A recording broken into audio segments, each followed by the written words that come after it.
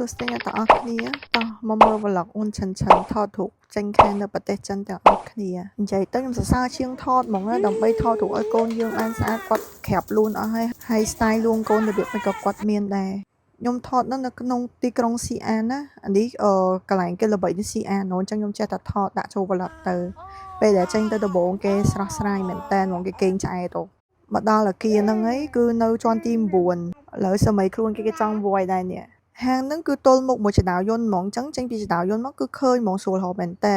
ពេលមកដល់ពួកខ្ញុំក៏ចាប់ផ្ដើមរើសឈុតដើម្បីថតនៅក្នុងឆាតគេបាន send sample រូបឲ្យយើងមើលបដាអីអញ្ចឹងយើងមកដល់យើងគ្រាន់តែមើលបញ្ជាក់ម្ដងទៀតយើង select អាណាគឺខាងជាងថតគាត់ទៅរៀបចំទាំងប្រាប់ទាំងឈុតហ្នឹងឲ្យកូនយើងហ្មងអញ្ចឹងឈុតដែលខ្ញុំយកហ្នឹងតម្លៃ150ថតបាន3ឈុតគេក៏មាន free ជា album រូបថតហើយនឹងរូបថតឲ្យយើងមួយស្លឹកដែរឥឡូវគេចាប់តាមយកតួធំយកទៅដូរ diaper ហើយបដូរកៅអៅដើម្បីថតទេនិយាយទៅប្រាប់គេរៀបចេញមកឡើងតំណងឡើងស្អាតហ្មងណានេះគេចូលឈុតទី1ប្រាប់ទី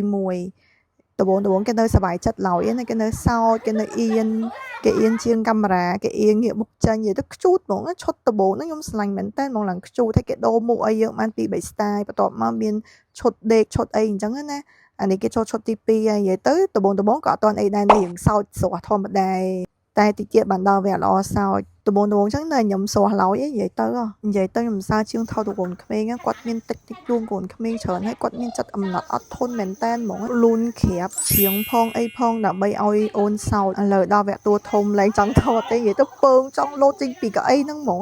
តួធំអស់កម្លាំងមែនតើនៃសោចក៏ឡើងសំឡើងចង់មើលកាមេរ៉ាឡើងចង់អីទាំងអស់មុខឡើងស្ងួតអាណិតកូនទេតាគាត់ដល់ម៉ោងគាត់ត្រូវគេងផងហត់ពេកឡើងរបូតបោរបូតអីអស់ហើយនិយាយទៅឡើងស្ប៉ាបនៅលើប្រាប់ហ្នឹងហ្មងឡើងចង់ងើបឡើងចង់អីទាំងអស់កន្លែងនេះទប់ឡើងជាប់ពេកចាប់ផ្ដើមយំតែគ្រាន់តែអូនអត់សូវចូលចិត្តយំម៉ានេះចឹងគ្រាន់តែពេបតិចហើយគេលួងក៏បាត់វិញទៅតែមុខគឺឡើងសោចឡើងសំអីអស់ហើយនិយាយទៅទោះលួងគាត់មិនក៏គាត់ឡើងចង់មើលកាមេរ៉ាដែរមុខឡើងស្អុយចង់ចើហ្មងអត់ចង់ងាកមើលអីទាំងអស់ឡើងចង់ស្គាល់ឡើងចង់ដឹងឮអីគ្រប់យ៉ាងហ្មងយកអាកណ្ដឹងនោះមកក្លុកគាត់មិនគាត់ឡើងចង់មើលឡើងចង់អីទាំងអស់និយាយទៅអត់ខ្វល់ហ្មងឥឡូវគាត់ហត់មែនតើឡើងអស់កម្លាំងមែនតើអញ្ចឹងក៏ឲ្យគាត់សម្រាកឲ្យគាត់មុំឲ្យគាត់គេងមកស្ទុះសិនអញ្ចឹងណាដើម្បីឲ្យគាត់អារម្មណ៍ល្អតិចយើងចូលឈុតមួយទៀតខ្ញុំភ្លេចប្រាប់ឈុតខ្ញុំរើស150ហ្នឹង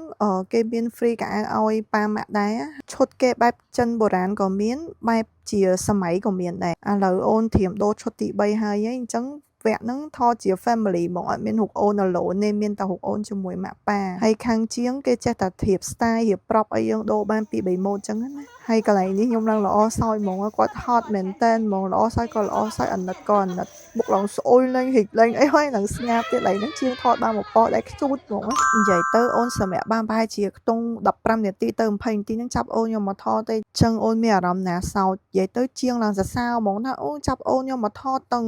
គេអត់ទាន់ឆ្អែតអញ្ចឹងអូនអត់យំទេគេជាងឡើងសរសើរហ្មងថាកូននឹងរៀងស្រួលអញ្ចឹងនិយាយទៅជាងលះបង់អស់ហើយរំផងជាងផងដើម្បីឲ្យតួធំមើលកាមេរ៉ា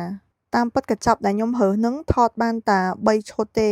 ឈុតអូន2ឈុតហើយឈុតជាមួយប៉ាម៉ាក់ឈុតក្រហមមិញហ្នឹង1ឈុតតែដោយសារតែជាងគាត់ថតឲ្យខ្ញុំខុសខ្ញុំរើសឈុតពស់នេះឈុតពណ៌ផ្ទៃមេឃហ្នឹងតែជាងគាត់ថតឲ្យខ្ញុំឈុតពណ៌បៃតងដែលជាឈុតទី2ហ្នឹងហើយពេលដែលគាត់ថតហ្នឹងខ្ញុំអត់បាននៅមួយគាត់ទេដោយសារតែខ្ញុំនៅ make up ដល់តែខ្ញុំ make up ហើយបើខ្ញុំសួរថាហាក់មិនបានថតឈុតពណ៌បៃតងអញ្ចឹងបើគាត់ថាអញ្ចឹងគាត់ថតខុសហើយអញ្ចឹងក៏គាត់ថតឲ្យខ្ញុំឈុតពណ៌ផ្ទៃមេឃហ្នឹងថែម1ឈុតទៀតឈុតនេះដូចជាកៅអៅរៀងស្រួលខ្លួនឬមួយក៏មិនទេគាត់រៀងសហការបានល្អគាត់អត់សូវមួមកដូចឈុតពណ៌បៃតងនោះទេថតចាប់ហើយយើងក៏បដូរកៅអៅទៅផ្ទះវិញខាង studio ថតរូបហ្នឹងក៏គេមាន free របស់លេងឲ្យកូនក្មេងដែរនិយាយទៅអាណិតតួធំហ្មងថតឡើងអស់កម្លាំងអាលីងហ្មងមុខឡើងក៏មើលឡើងសប្បាយឡើងអីអស់ហើយតួហត់តែអូយ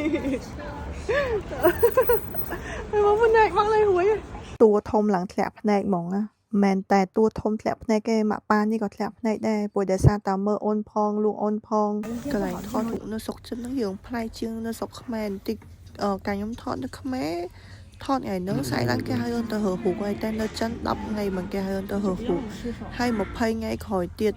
បានរូបថតនិយាយទៅមកតែថតហើយគឺមួយខែមិនបានរូប edit ហើយខ្ញុំមិនដឹងថានៅចិនគ្រប់កន្លែងគឺអញ្ចឹងឬមួយក៏តែកន្លែងដែលខ្ញុំទៅថតហ្នឹងឯងកញ្ចប់ដែលខ្ញុំរើហ្នឹងគេឲ្យយើងរើរូប edit បាន20រូបហើយនៅសល់ប្រហែលគឺគេឲ្យយើងទាំងអស់ហ្មងរូបដែលអត់ទាន់ edit ហ្នឹង